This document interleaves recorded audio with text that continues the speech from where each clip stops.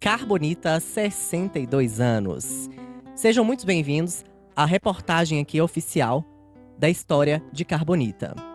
E nada melhor, aqui do meu lado, o senhor José Geraldo Coimbra, o conhecido Zé Geraldo, aqui de Carbonita. Bom dia, seu Zé Geraldo, tudo bem? Bom dia, Vanoli. Bom dia, a nossa querida repórter Rayane. É com muito prazer que eu os recebo aqui em casa. Sim, hoje eu tenho 80 anos, vivi muita história de Carbonita antiga e mais recente também, da sua emancipação para cá. É com muito prazer que eu vou narrar para vocês o que for possível e o que vocês quiserem saber. Seu Zé Geraldo, conta pra gente como que foi, como que era, né, os nomes de chegar de Carbonita antes. Tinha alguns nomes ou já foi logo tendo nome como Carbonita? Não, Carbonita, primeiro de tudo, Carbonita, que hoje é a cidade, chamava-se, por ser muito pequena, Arraial. Depois passou-se a chamar Barreiras, porque foi doado um terreno aqui pelo fazendeiro Manuel Barreiras para construir a nossa capela, a igreja, a matriz que tinha, né, naquela época. E com esse nome de Barreiras trouxe um grande transtorno na época dos Correios. Por quê? Porque era Barreiras em Carbonita, né? E era Barreiras na Bahia. Então vinha correspondências da Bahia para a Barreiras aqui e ia daqui para Barreiras na Carbonita. Então o governo optou-se para a população daqui naquela época procurar um nome, para trocar o nome para que não fizesse esse trocadilho. Então juntou-se as pessoas, professoras, diretor de escolas, padres, e foram bolando o nome. Aí, entre eles, né, teve uma ideia. Ita é pedra, né?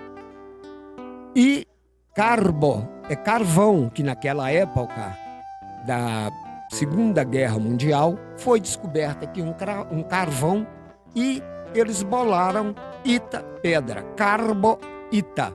Então colocaram Carbonita. Então surgiu esse nome maravilhoso. E seu Zé Geraldo, conta pra gente sobre os moradores daquela época. Como que era, as mulheres, né, daquela época, os rapazes, né? Tinham tropeiros na cidade? O Vanoli é uma coisa que a gente não esquece como criança, né? Eu tenho muita lembrança das coisas que acontecia, das festas religiosas, dos tropeiros que aqui tinha em Carbonita, vinham de fora para ranchar aqui em Carbonita e daqui seguir viagem. Que o tropeiro, ele fazia pousos de 3 léguas, 2 léguas, que às vezes os burros iam muito pesados, carregando as cargas, né? Saía daqui de Carbonita 2, 3 tropas carregadas de toucinho, rapadura, farinha e milho, que ia com destino a Diamantina. Então acontecia isso, tinha os tropeiros lindos, os burros entravam tocando chocalho, né? Que era o burro de guia, vinha tocando, a gente ficava maravilhado. Era na rua onde nós morávamos, que era a Praça do Resolve. Muitas pessoas às vezes me perguntam, mas Resolve é um nome, resolve, é verbo. Como é que você põe um nome de verbo numa praça? Aí nunca mudou-se. É aquela pracinha lá embaixo, que desce hoje uma rua para o hospital e a outra rua que desce para a Barriguda. Então era Resolve. Por que tinha lá Resolve? Que era 2 ruas, ou você ia para a direita ou ia para a esquerda. É as únicas que tinha de rua. Então tornou-se isso. E os tropeiros chegavam lá, trazia mercadoria, café, fumo para vender, tecidos de rendas, trazia lindas rendas, sabe? E isso maravilhava a gente. E eu convivi com isso. Chegava lá, batia a trempe, nós tínhamos com criança, entrava para lá e via as trempe, com 3 panelas e na frente uma alcinha para coar. Inclusive eu a tenho aqui em casa. Depois nós podemos mostrar a vocês. Então era muito bom. Aí vinham as festas daquele tempo. Nasci em 44, comecei 53, 54, 55, já a entender das coisas, né? Aí vinham as festas. Era muito bonito, muito bonito. As pessoas vinham da roça a cavalo e vinham a pé caminhando. Nós tínhamos aqui, para conhecimento de quem não sabe, a biquinha que a gente fala, chamava lava-pés. Por que lava-pés? Porque lá tinha uma bica d'água, uma cacimba. As pessoas chegavam com os pés cheios de poeira e iam para lá lavar os pés para adentrar na cidade, que era a última casa que tinha, era lá perto. Não tinha mais casas para cima. Então, Carbonita era restrito. Era a casa mais longe que eu compreendo e lembro era do Antônio Beltrão, para baixo. Né? Não tinha hoje esse tamanho que Carbonita e os bairros que tem hoje. Então vinha muita gente. As mulheres eram uma beleza. Você vê as senhoras que entravam na igreja, muitas usavam o lenço. Todas gostavam de usar lenço. Era uma coisa impressionante. As lojas compravam e vendia tudo. E os véus. Tinha os véus. As solteiras usavam-se os véus branco. Branco por quê? Virgindade. E as casadas usavam o véu preto. Tinha as Irmandades, Coração de Jesus, Mães Cristãs, sabe? Então era bonito. Na hora da comunhão, todas as mulheres colocavam o véu.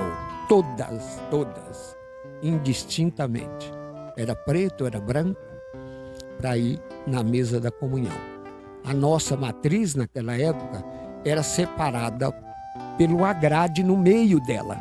Era muito bonito. Na hora da comunhão, elas iam para a comunhão.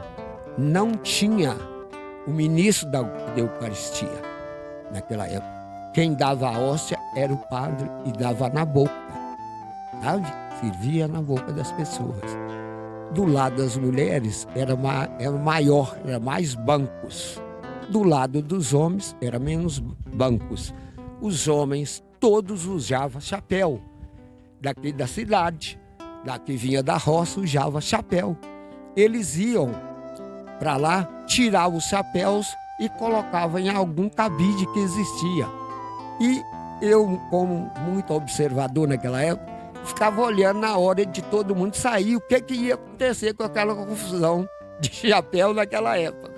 Então, cada um tirava o seu, sem errar, sem levar um do outro. Eu ficava bobo de ver aquilo. A igreja muito bonita, tinham 3 altares, o altar mor, muito bonito, muito lindo, e 2 altares laterais. Naquela época, eu com 7 anos, eu já coroei nessa igreja a imagem de Nossa Senhora das Dores, que tinha aqui em Carbonita. Muito bacana, gente, essas histórias, né, de Carbonita, de antigamente, hoje, né, que mudou muita coisa, né, seu Zé Geraldo, mas essas histórias ficam eternizadas, né, nas nossas memórias. Seu Zé Geraldo, conta pra gente também um pouquinho sobre alguma cena inusitada, né, que aconteceu na época do senhor, alguma lenda que é cravada na história aqui de Carbonita. Ô, Vanoli, deixa eu te falar. Naquela época a gente acreditava em tudo que era coisas fictícias, mas para nós era realidade, né? Vinha a história do gritador, vinha a história da mula sem cabeça, do lobisomem, da luz que aparecia no alto da cava. Então a gente, como criança, e os mais velhos introduzindo aquilo na cabeça da gente. O gritador, o que era o gritador? E as pessoas tinham medo. Quando dava a tarde, o gritador, aqui no lado do capoeirão e no lado do pau de vinho, que tinha mata, era um pássaro que gritava, ele gritava. Era a mãe da lua ou urutau, que já foi acabando, né? Foi exterminando, hoje não existe mais, você não vê mais aqui. E tinha a história do lobisomem, homem que virava lobisomem, lambuzava na lama do porco, quando saía de lá, saía parecendo um porco e a gente morria de medo. E tinha a mula sem cabeça. Agora eu pergunto você, como uma mula sem cabeça pode andar? Ela andava naquela época, não. São lendas, né? Quando vocês eram crianças, vocês acreditavam em tudo, né? Tudo, em tudo, sabe? E os pais da gente, às vezes, para ver, colocar a gente com medo de alguma coisa, falava que tinha a mula sem cabeça, que tinha o lobisomem, que tinha o homem que eles conheciam, que virava lobisomem. Então, tudo isso trazia para nós aquela apreensão. Dava na época da quaresma, a gente às vezes estava brincando, na hora que dava 7 horas, nós estávamos todo mundo dentro de casa, com medo de aparecer o lobisomem e a mula sem cabeça. Então são coisas, né, imaginárias que nós vivemos, né? Pessoas da minha época, muitos deles ainda estão vivos aí, presentearam essas histórias e a gente hoje acabou, a gente não acredita mais nessas coisas. A evolução da tecnologia, a evolução da mente das pessoas, a educação, mudou-se tudo. É Carbonita, né, gente? Tradição e saudade, né? Seu Zé Geraldo, agora peço que o senhor deixe sua mensagem aqui pra gente, né? Nesses 62 anos, né, de Carbonita, né? E passa uma mensagem pra gente, né? Deixa uma mensagem pra atual geração, né? E pra geração passada também, que reside ainda aqui em Carbonita.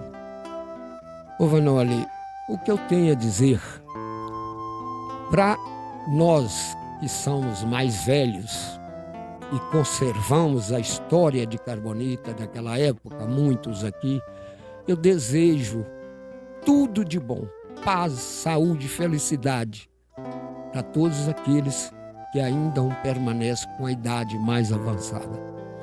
Aos jovens que hoje aqui residem, que moram fora, são filhos de Carbonita, eu desejo que eles tenham por Carbonita um amor igual eu tenho.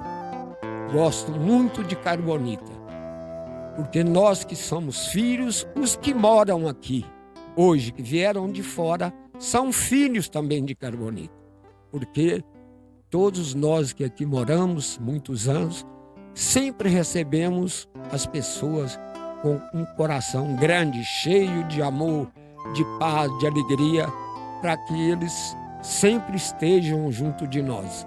Às vezes até mais distante um pouco, pela hoje a ocupação, mas sempre a gente está presente no meio, né?